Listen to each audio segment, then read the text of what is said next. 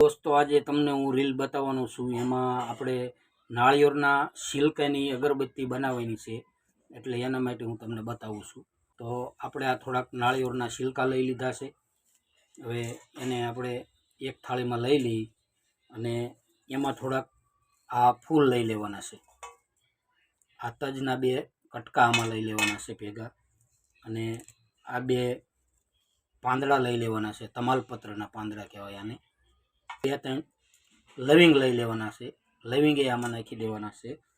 અને બે ત્રણ કપૂરની ગોટી લીધી છે। આ બે ત્રણ કપૂરની ગોટી અંદર આમાં થોડુંક આ ચંદન છે એ ચંદન નાખવાનું છે, અને આ એક ચમચી જેટલું ઘી લીધેલું છે એ ઘી પણ આમાં નાખી દેવાનું છે। આ બધા આ મિક્સરના ઓલામાં નાખી દેવાના છે। આ મિક્સરના ઓલામાં નાખી અને એમાં બધું તજ ને જે ફૂલડા છે એ બધા આમાં નાખી દેવાના છે। અને આને ઝીણો ભૂકો આપણે બધું ફૂલ ને નાળિયેરના छिलकाની જો મિક્સરમાં કાઢીને ઝીણું કરી નાખ્યું છે।